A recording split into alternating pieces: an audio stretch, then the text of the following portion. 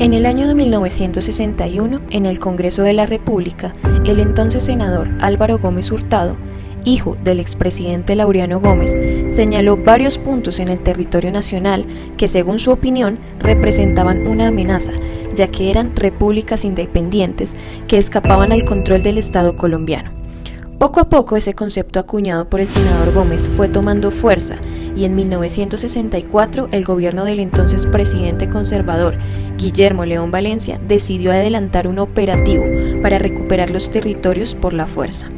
Aquello se conoció como la Operación Marquetalia y consistió en un despliegue militar que desalojó a los llamados bandoleros de zonas como Marquetalia en el corregimiento de La Gaitana en el municipio de Planadas, Tolima, Río Chiquito en el Cauca, El Pato Huila y Guayavero en el Guaviare.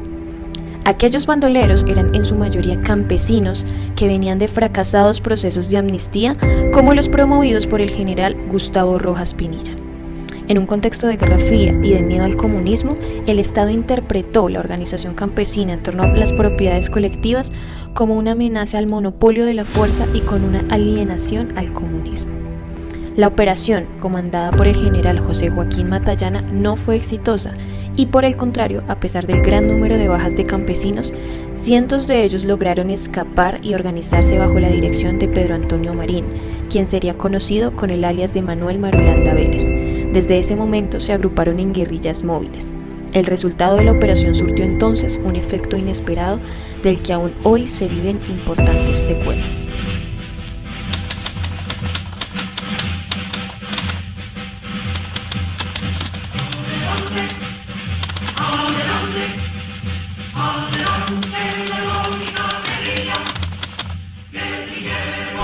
Son los principios de los años 60. Hay un hecho fundamental que es 1 de enero del 59, la guerrilla cubana llega a La Habana y entonces por primera vez en esta parte del mundo una guerrilla de jóvenes toma el poder político, económico y social en Cuba. Pero por otro lado el mundo está inmerso desde hace unos 10 años en la Gran Guerra Fría, la confrontación entre Estados Unidos, Europa versus el bloque soviético. Entonces esos elementos son importantes porque de una u otra manera inciden en la problemática social latinoamericana y en este caso colombiana. Colombia para 1960-62 estamos en el Frente Nacional, empezando el Frente Nacional desde 1958. Entonces solo hay dos partidos políticos que pueden ejercer poder, el liberal y el conservador. Luego las juventudes de 25 años que no son liberales y conservadores, ¿qué opción política tienen? No hay, está cerrada. Pero los adultos de 50, 60 años sostienen, y los medios y el Estado, que el Frente Nacional es la paz de la patria. Entonces un joven de 22 años que no tiene opción política observa que la paz de la patria de sus mayores es su exclusión en la política. Entonces ya son tres factores: la guerra en Cuba, el triunfo revolucionario, la Guerra Fría y la situación sociopolítica en Colombia, derivada de la primera época denominada la violencia del 48 al 58, digamos, en gracia de discusión. Entonces los jóvenes no tienen una oportunidad. Indudablemente la situación del conflicto social, la pobreza, la desigualdad, la acumulación de la tierra, la falta de vivienda, de salud, de seguridad social, hacen que el descontento sea muy grande. A grandes rasgos podríamos adjudicar a eso el surgimiento de las guerrillas. Entre el año 64 y 65 surgen las FARC y surge el ELN. Y posteriormente surge el EPL. Primero las FARC. Las FARC vienen de esa fase que para algunos era denominado el bandolerismo, pero que derivaba de la guerra liberal conservadora en el campo, de la época de la violencia. Los liberales finalmente logran aglutinar fuerzas guerrilleras en el llano con Guadalupe Salcedo y Dúmar Aljure, y otras fuerzas campesinas de autodefensa legítima en Huila, Tolima, que son estas fuerzas que se van a llamar posteriormente los comunes, porque no se afilian al Partido Liberal y poco a poco se acercan al Partido Comunista. Esa fuerza es la que luego da génesis a las FARC, que ya todos conocemos. Entonces las FARC tienen un nacimiento casi derivado desde la autodefensa legítima del campesinado liberal en defensa de la violencia conservadora. Y luego muta ideológica y políticamente a una posición más clasista del Partido Comunista, pensando ya en una lucha de liberación nacional. Y por supuesto, por esa génesis tiene como vanguardia revolucionaria al campesinado, y su lucha es agrarista, las FARC. En el 65 el ELN surge por intereses de algún pequeño grupo de trabajadores y estudiantes que previamente van a Cuba y reciben una instrucción político-militar y llegan a Santander, y su primera acción armada es tomarse el municipio de Simacota, Santander. Es su primera acción armada, es la primera vez en la historia de este país que se toman un municipio, una guerrilla. Hay muertos, hay recuperación de fusiles, hay caja agraria, qué sé yo. Y Simacota queda a unos 20 kilómetros del Socorro. El Socorro es la carretera única que existe en ese momento, Bogotá-Bucaramanga, entonces eso causa mucha conmoción.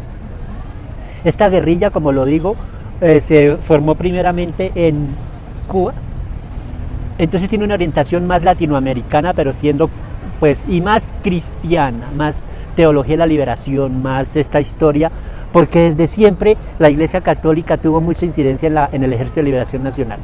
Tuvo 2 comandantes sacerdotes, un comandante en jefe, Manuel Pérez, sacerdote católico, tuvo a Camilo Torres Restrepo.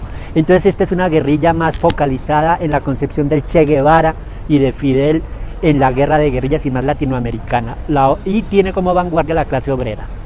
Otra guerrilla posterior muy fuerte, que para mí son esas 3 guerrillas las más estructuradas en la etapa inicial, porque luego surge una que es el M-19 que merece capítulo aparte, es el EPL. El EPL surge de la división del socialismo mundial.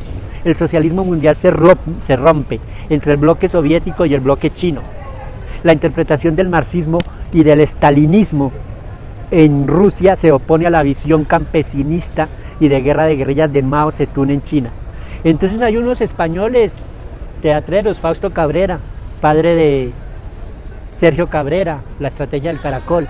Ellos van a China y se hacen miembros del Ejército Rojo chino, y luego son uno de los fundadores del Ejército Popular de Liberación, que también tiene una vanguardia campesina, pero una visión más dogmática o diferente, retiro dogmática, sobre el marxismo y la lucha de clases. Entonces son esas 3 guerrillas y así surge.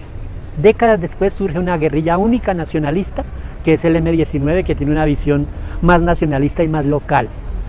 Y esta guerrilla se inicia como una influencia de una guerrilla uruguaya, los Tupamaros, y inicia como un ejercicio urbano, luego trasciende a la ruralidad, luego va a la cárcel casi todos sus mandos, luego son sujetos de una amnistía, todos salen en libertad, continúan en su lucha guerrillera y finalmente deciden negociar a principios de los 90 para participar en la constituyente de 1991.